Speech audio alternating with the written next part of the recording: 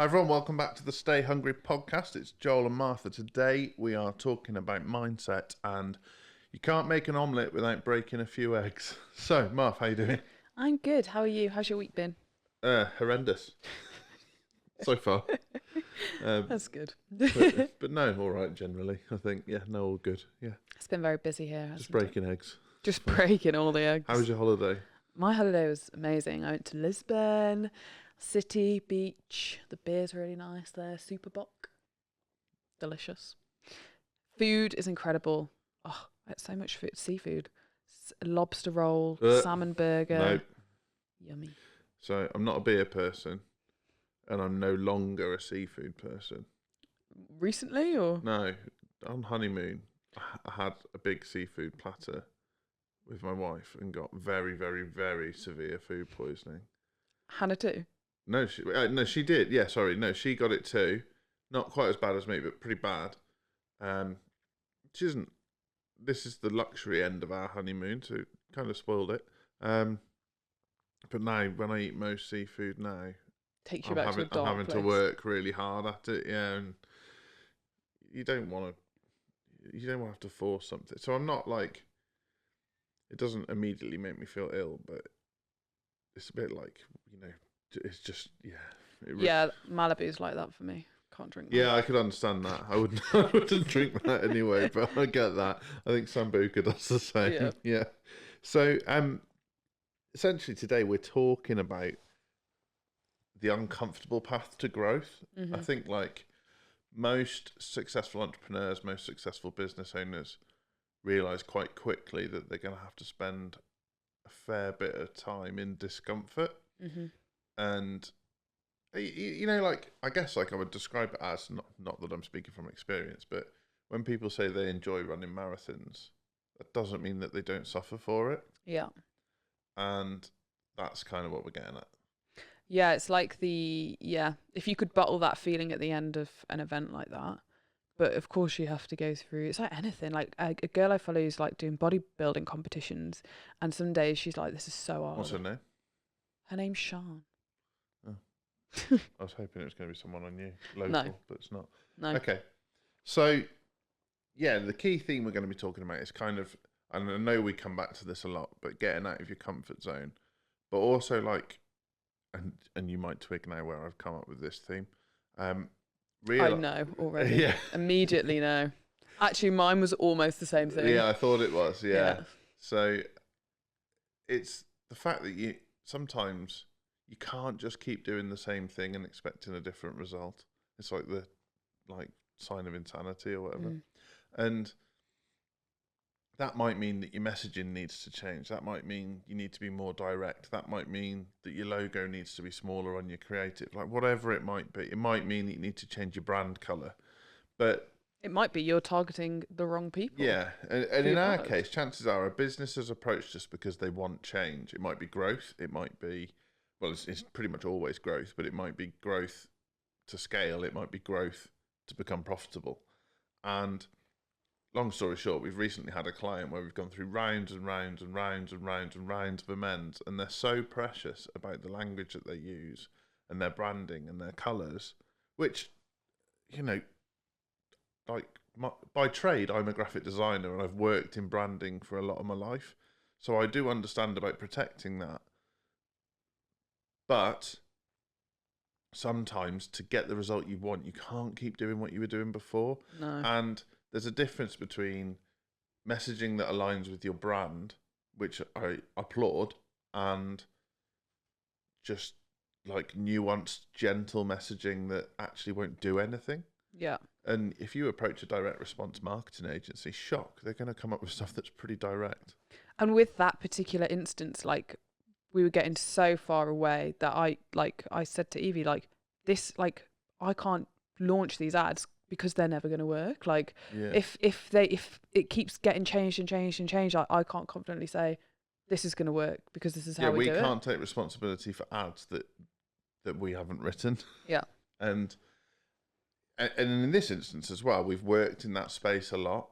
So we've worked with people like that. We've worked with that customer avatar a lot. We've got a lot of data on what does work and what does resonate.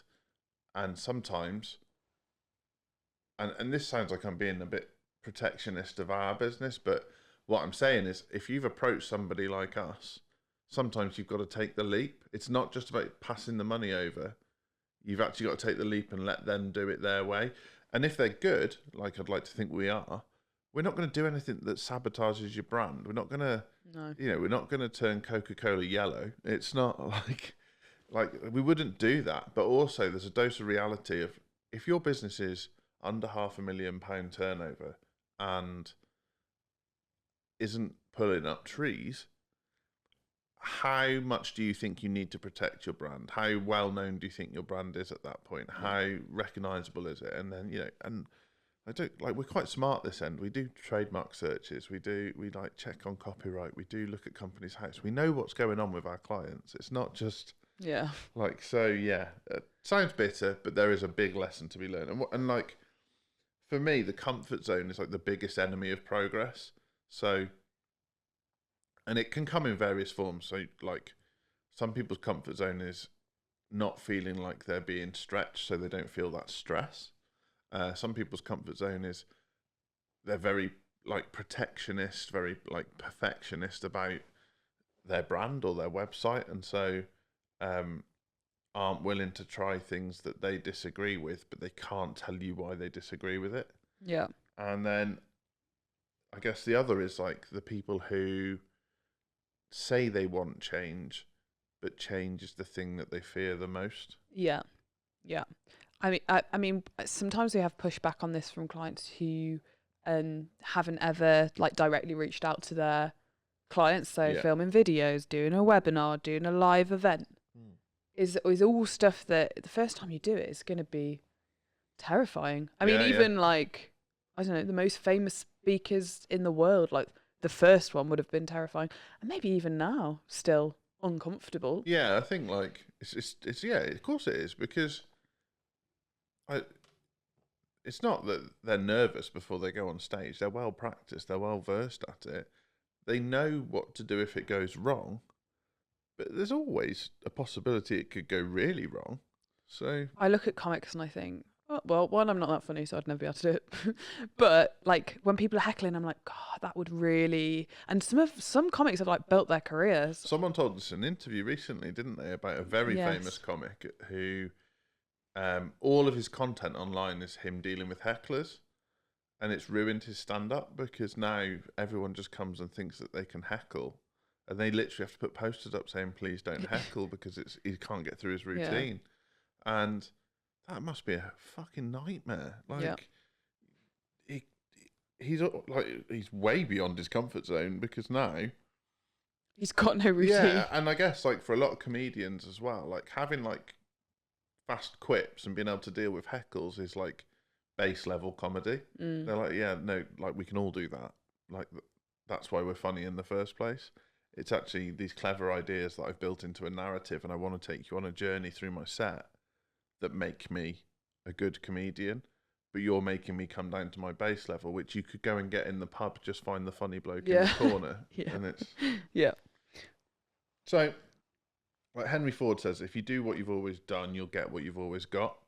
And I think that quote's brilliant. Yeah. In terms of just thinking as a business owner, right, I would like this. And this could be, I'd like to make £100 more a week. I'd like to make £1,000 more a week. I'd like to make £10,000 more a week. What needs to change for me to get that? Because what I'm doing right now isn't getting me that. And if the word change freaks you out at that point, you probably shouldn't be a business owner. That's like, it's brutal, but that's the reality. Like I've had to go through so much change way more frequently than I was comfortable with to get Co-Break to where it is now. Yeah. And even like, I'm suffering the effects of it right now. There's a lot of change at the minute, and it is exhausting, and it is like, you know, like my brain is in 1,000 different places. You can probably tell by the quality of this podcast. And I always used to struggle with the change of like people changing in the business, like people leaving, new people starting. I used to find that quite difficult. But now it's like, it's just business. Yeah, it's when it's done the right way for sure. Yeah. I don't. I mean, we've been quite lucky here. Nobody's really left with like a parting barb or anything. It's always been fairly chill.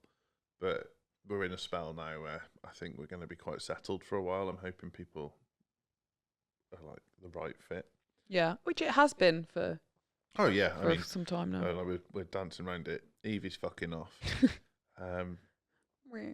Her boyfriend is a very, very talented videographer, and she's going to join him in his business. We're all very sad about it. We all love Evie to bits, but the show goes on. Like, 2 years ago, though, I would have been like crying. I mean, you were this time. No, I had a little allergy. Oh, it was a sniffle. Yeah. Yeah. But no, like we should be sad about it, right? You develop people to the place where they're like valuable to the business. Obviously, they stick around because we like them. It's like that. That's part, but it is part of business, and that's like the changes you go through. And some of the people we're describing here would literally want to burn their business to the ground if it happened to them. They wouldn't be able to cope with the change. So, I have one to go through on a change, like getting out of the comfort zone. Actually, the first time you did Stay Hungry Live, which was very successful for Cobra, how did that feel? Stay Hungry Live, by the way, is like Joel stood up in a room of people. Yeah, so it's 20 people in a fancy hotel, put on a lovely lunch. That was the important bit to me. The food was always great. Yeah. And it's like a boutique marketing event where everyone gets their questions answered. We go through various sections. It's lovely. It tracks like a wide range of businesses. At the moment, it's on pause, but I think it will be coming back. That's a little bit of alpha for anyone listening. But the first time I did it, so we were $3,000 in the hole for putting it on because there's only 20 people, so it's not like huge sums of money. But $3,000 is $3,000. Yeah, that's what I was going to say, like monetary as well as time, effort. And I think the first time I did it, I didn't stay the night before. I think I stayed the night after, which was a mistake because I had to rush to Birmingham in the morning to get there and set up. I hadn't factored in that hotel staff aren't as helpful as you'd hope they might be. And I did it on my own, didn't I, the first time? I can't remember. Yeah, fairly sure I went and did it all by myself. So I had a car full of shit, and I had to do they'd laid the room out wrong. So by the time I was ready, I was pretty sweaty. That's the biggest one for me. I like, just speaking frankly, is that kind of thing doesn't make me too nervous. I feel like I'm quite good at controlling the environment when I'm at the front of the room. Yep. The things that make me nervous is like small groups. So going to the pub with people I don't know that well, I find quite difficult. That's where like I become introvert. But what I do struggle with is like whenever I feel pressure, and pressure's a privilege, so I should have been feeling pressure in the moment, I get warm, and I hate the idea of looking sweaty to people. Yeah. And like there's things you can do, obviously adjust the aircon, but the aircon wasn't working there, so that was another thing. Take a change of clothes, blah blah blah blah blah. So I do prepare for that. I guess like it was a big change for the business to change to a model where people have bought a ticket to be in the room, 100% guaranteed, so you get your money back if you don't think you get value. And then I was going to pitch at the end, but it was almost like once I'd got my first couple of sentences out, I was in flow. Yeah. Would other people do it? A lot of people would say that's my worst nightmare, but I knew it was what it would take. At the time, I knew, like, we'd come out of COVID, like to set the scene, we'd come out of COVID, people were desperate to do in-person stuff again. Like, the last thing they wanted was another fucking webinar. And I was like, right, well, we've got to like lean into this. Like, let's get people in a room. I think we sold 17 out of the 20 tickets. We did goodie bags so that when everyone got there, they were immediately in like a sense of excitement. Oh God, all this cool free stuff. I'd like obviously sweets on the table. There was like way more food than was necessary throughout the day. Like lovely tea and coffee, all that kind of thing. So I'd like ultra prepared for it, and I knew it was what it would take. So actually, I have more doubters around me than I had doubt in myself. I think like my business partner at the time, Andy, was a bit like, Oh, I'll let him run with this, but I think he might have lost his mind. I think my wife thought I'd gone potty because, well, we were quite a local business before COVID, and now you're parading off to Birmingham to attract people from all over the country and all over the world. I'm like, well, yeah, why not? So I don't know. I'm probably the worst person to ask because if someone tells me I can't do something, I immediately think I need to disprove them. Yeah. Not like, oh, I dare you to jump off that cliff. I'm not a dickhead. But but like if someone says like, oh, you can't speak on that stage, I'll be like, fucking watch me. Yeah. Because I got a chip on my shoulder, I think. But okay. Did that answer? I was Yes. a bit, yeah. So risk and reward, and this flows into this really well. Playing it safe will only get you so far. If you tread the path that everyone else has trodden, you can only get as far as they did. And that's really hard. And that might be far enough. You know, there's a proven template for marketing agencies. There's a proven template for most businesses. But maybe you don't want to do it the way they did. Like we certainly don't. So in some cases, we're making a new path. And that involves risk. And things do go wrong. And like I'm negotiating with someone at the moment about a campaign. And we're going to spend quite a lot of money on it. And I have to go to bed tonight knowing that I might lose all of that money and it might not work. And that be okay. Yeah. And like business owner to business owner, that is enough money that it would cause problems down the line. So I have to also then know, right, am I confident enough that if this doesn't work, I can flex and earn enough money to fill the gap? Yeah. That's what it takes. Yeah. And most people aren't willing to do those two things. They're not willing to take the risk in the first place. And if they are, they're not willing to do the work to recover from the risk going wrong. Yeah. Yeah. Like I can think of a good example for this. A lot of clients come to us with a big ad budget. Some of them have never spent money on ads before. Yeah. And so that's a big investment. And so if you're generating leads for something like a live event or a live masterclass, there will be people that don't show up and you're going to think, oh, no, but I spent £5, £10, £20 for this lead and they haven't come. But that's not the end. So, okay, so now what do we do with the other 50 people that didn't show up to the event or didn't come to your masterclass or didn't come to your 5-day challenge? And then how do we make profit from We had one last leads? week, very modest numbers, but it was someone who does something quite niche. They had 29 sign-ups for their masterclass because sign-ups are quite expensive in their space. 8 people showed up, but then we sent a re-engagement email afterwards to ask who would like the replay, and 19 of the other people said yes. So 27 out of 29 or 27 out of 28 went for it. Yeah. And that means that you've got, for certain there's 27 people interested in that thing for you to work on over the next, and like depends what your nurture period is, what your time to live is, all that, like in terms of average acquisition time of a client and that kind of thing. How long should you work on them? And I would suggest if you're selling something that's 3, 4, 5, 6, 10, 20 grand, acquisition time could be quite long. There's a little bit of persuasion to be done there, and maybe a webinar on its own isn't enough. But you know that person's interested now, so you do everything you can to furnish them with enough information for them to make a decision. And that's where I think people think, oh, I've put all this effort in and it's failed. It's like, no, you've just crashed into the first hurdle. You've got another 8 to go. I don't know how many hurdles there are in a hurdle race. It's a terrible route to go down. But you've got another 7 or 8 hurdles to clear. Like, crack on. Yeah. Yeah. So the other thing I think we encounter a lot is perfectionism, but it's false perfectionism dressed as expertise. Like, this drives me fucking insane that, like, I know my market. I hear that all the time. I know my business. I know my market. Like, well, do you? Why are you here? Yeah, what are you doing here then? Yeah. Like, and which market? Who's your market? Tell me about them. What brands do they like? What car do they drive? How many kids have they got? What house do they live in? What postcodes is that in? Start to ask these questions and like, oh, maybe I didn't know my market as well as I thought I did. Oh, okay. But I do know how to speak to them. So you know how to speak to the people that you don't know. Yeah. Right. And like this, and it's anxiety. Like, I'm not being empathetic now because it doesn't make for a good podcast, but Really, it's anxiety. It's that fear of like not having your ducks in a row, of like not doing what you know kind of works. And certainly for businesses that have scaled to like 200 grand, 300 grand, 400 grand, they're like, well, this must have been solid because I've managed to get to a sizable business that pays me quite well.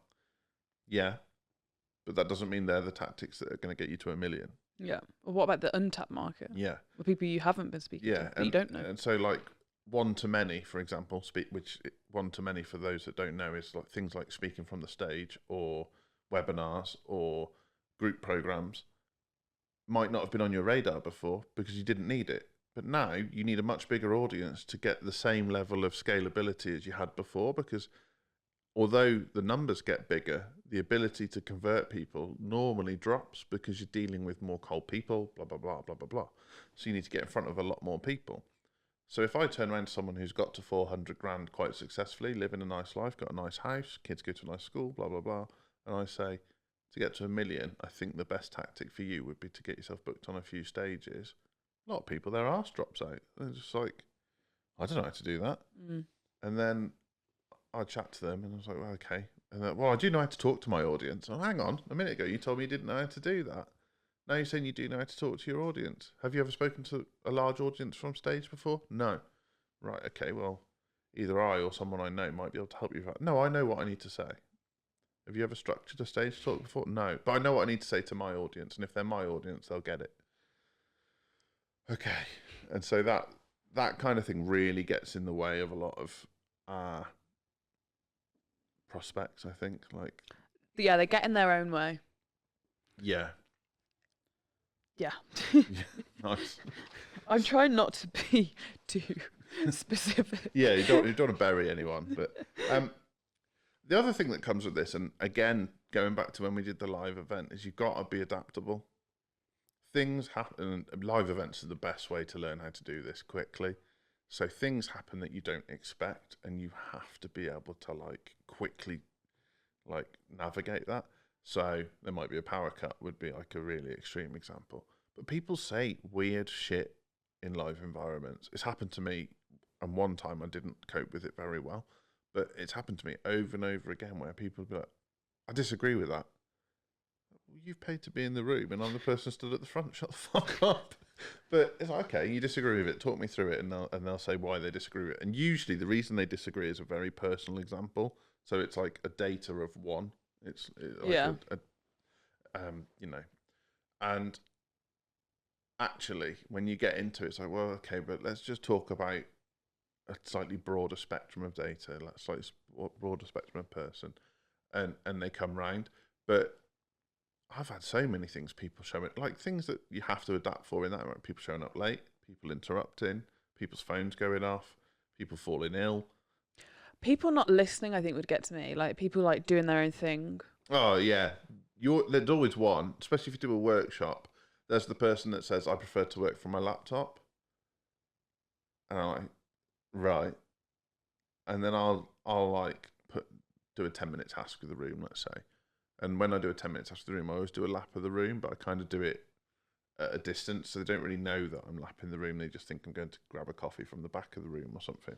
And they're always on their fucking email, that person. Yeah. Like, why have you paid to be here? So that kind of like adaptability is really important. And like doing podcasts, you have to be adaptable. Doing live events, you have to be adaptable. If you have sales meetings, you have to be adaptable. If you're running a marketing campaign, you have to be adaptable. Like, you have to be able to be like, shit, we need to pivot for whatever reason. That audience isn't responding, for whatever reason this isn't working. And like you said about comedy before, good comedians are very adaptable. They might lose the room and they have to quickly figure out how to get the room back. And that, I think there's a lot of synergy there with you know, athletes the same. You go 1-0 down in a football match where you're expected to absolutely smash the other team, and then they change their tactics. Well, you have to adapt to. Or somebody gets sent off and somebody else comes on that you don't normally play with. Yeah, yeah. Shit. Yeah, well, yeah, that's a great example. So, and I guess the other thing is a willingness to embrace failure. So, like, you're good at this now. I don't think you were when you started with us. But like we said at the beginning, you've got to be willing to break a few eggs. Yeah. Like a huge thing for me is I'd be like, it's not working. Like I can't cope with it not working, where actually it's not. It's okay. This is what we've learned from this, and now we're going to do it this way, and this one's going to be even better. Yeah. That's a huge thing with marketing. That, but like even us as the experts, like things are changing so quickly, and you have to be able to adapt and then be able to use what you've learned or the leads that didn't show up. What can we do with those? Or, okay, you're really not good on camera. What else can we do? Or what can we do with the people who saw you on that camera? Can we make something funny? Yeah. Can we send out a funny email? Like there's always, and every business owner is different. So every business is different, and every marketing strategy is going to be different.